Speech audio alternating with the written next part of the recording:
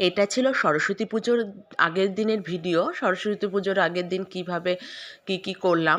তো এই যে আগের দিন তো প্রচুর কাজ থাকে যে কোনো পুজো পার্বণ অনুষ্ঠানের আগের দিন, তা সবটার তো আর ক্লিপ নেওয়া সম্ভব হয়নি। তো এখানে দুপুরবেলায় এই সমস্ত ফ্লাওয়ারগুলো আমি ধুয়ে দিয়েছিলাম শ্যাম্পু দিয়ে, প্রায়ই ধোয়া হয়, তবুও পুজো উপলক্ষে ভাবলাম যে একটু হালকা নোংরাও, মানে ধুলো ধুলো পড়েছিল, নোংরা নোংরা লাগছিলো, আর যেহেতু হালকা রং তো বোঝা যায় বেশি, তো ওই জন্য সমস্ত স্টিক ফ্লাওয়ারগুলো সব ধুয়ে দিয়েছিলাম ফ্লাওয়ার ভাস সমেত শ্যাম্পু দিয়ে। তা সেগুলোই রোদে মেলেছিলাম, দেখেছো এখানে জল পড়ে পুরো ভরে গিয়েছে। তা সেটাই দেখাচ্ছিলাম, আর খুব সুন্দর লাগে। আর রোদ্দুর দেখেছো কি, মানে ভীষণ রোদ্দুর উঠেছে একেবারে।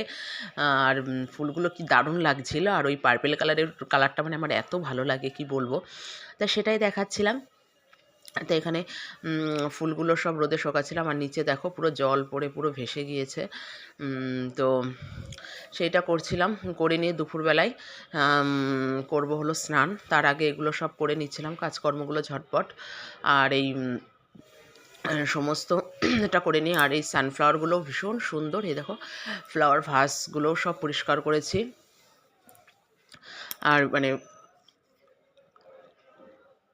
খুব সুন্দর লাগে। তা সেটা দেখতে দেখতে এখানে মানে বিয়ের ডেট ছিল, এখানে এসেছিলো জল ভরতে একদল লোক, তাই সেটাই একটু হাতে যেহেতু ফোন ছিল তা সেটাই ক্যাপচার করেছিলাম।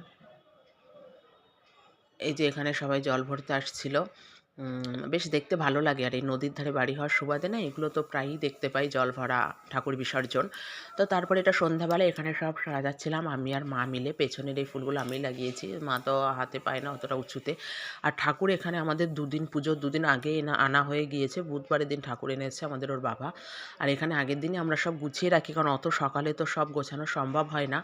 সকালবেলায় তাড়াহুড়ো থাকে বাড়ির পুজো, তারপরে আবার বাড়ির পুজো সেরে রান্নাবান্না সেরে আবার স্কুলে যাওয়া থাকে সবটাই। তো এখানে এই যে সবটাই কমপ্লিট করেছি, মাই সব নিজে হাতে গুছিয়েছে, মা সুন্দর সাজায়। মা এখানে সমস্তটা সাজিয়েছে, আর এপাশে হারমোনিয়াম দেওয়া হয়েছে। প্রতি বছর আমাদের এভাবে সাজানো হয়, আর ঠাকুরটা একটু উঁচুতে রাখা হয়, বেশ দেখতে ভালো লাগে। আর নিচে দিয়ে সমস্তটা রাখা হয় পুজোর সরঞ্জাম সব। আর এখানে হারমোনিয়ামের উপরে বইপত্র টত্র সব রাখা হয়। প্রতি বছর এইভাবেই সাজানো হয়, দেখতে ভীষণ ভালো লাগে।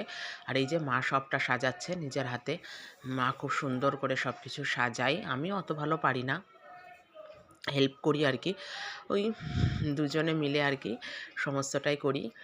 তো এখানে সুন্দরভাবে মা সব কিছু একেবারে গোছাচ্ছিল, সেটাই দেখাচ্ছিলাম। আর এই যে ঠাকুরকেও এখানে হলো বসানো হয়ে গিয়েছে, মুখ খুলিনি, মুখ কালকে খুলবো। আর এখানে খুব সুন্দর, বেশ ঠাকুরটাও বেশ সুন্দর হয়েছে।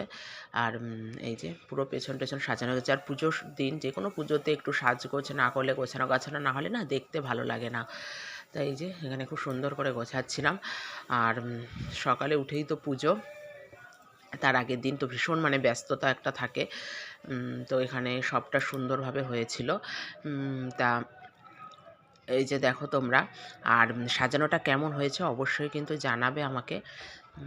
তো এই যে আমাদের ছোটোবেলায় একটা সরস্বতী পুজো মানে একটা চরম উত্তেজনা ছিল, ভীষণ এক্সাইটমেন্ট। তো এখন তো আমাদের ছেলেমেয়েরা মানে সেই আনন্দটা এখন ওরা বোঝেও না, পায়ও না। সত্যিই সে সময় একটা মানে খুব সুন্দর আনন্দ ছিল। তা সরস্বতী পুজো এলে সেই আনন্দের কথা মনে পড়ে। ভোরবেলা উঠে স্নান করা, অঞ্জলি দেওয়া, মানে সে একটা তাড়াহুড়ো, ভীষণ ব্যস্ততা পড়ে যায়। আর এখন আনন্দ আছে জানো তো, কিন্তু আমি এগুলো ভাবি বসে বসে, যখন মানে বসে থাকি আর কি, কিন্তু সেই এক্সাইটমেন্টটা আর কাজ করে না, সেই উত্তেজনাটা আর কাজ করে না। সব কিছু কেমন যেন আর্টিফিশিয়াল মনে হয়। আগের সব কিছু যেমন একটা প্রাকৃতিক ব্যাপার ছিল, একটা ন্যাচারাল ব্যাপার ছিল, এখন কিন্তু সেই ন্যাচারাল ব্যাপারটা আসে না, সব কিছুই ভীষণ আর্টিফিশিয়াল মনে হয়।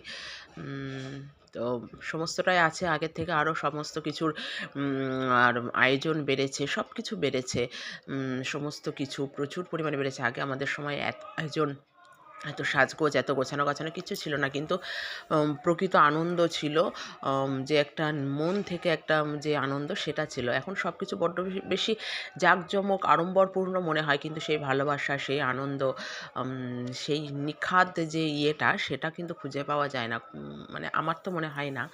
তা এগুলো আমি মানে আমি বসে থাকি আর এগুলো আমার মাথায় ঘুরপাক খায় যখন আর কি আমি একা একা থাকি। এগুলোই মাথার মধ্যে ঘোরে যে আগের যে আনন্দ উত্তেজনাটা, যে সব কিছুর ব্যাপারে যেটা রিয়েল ব্যাপার, সেই ব্যাপারটা এখন আসে না। এখন বড্ড বেশি সব কিছু আর্টিফিশিয়াল মনে হয়, বড্ড বেশি সাজানো গোছানো, কিন্তু সেই প্রকৃত আনন্দটা আসে না। তো যাই হোক, তারপর এখানে বসিয়েছিলাম রাতে ভাত। তো কেননা ছেলের জন্য ভাত করতে হতো, ভাত ছিল না। তা মা বলল তাহলে সবাই মিলেই আমরা ভাত খেয়ে নিই রাতে। ভাত আমার খুব একটা পছন্দ করি না সত্যি বলতে, যেহেতু আমি রাতে রুটিটাই বেশি প্রেফার করি।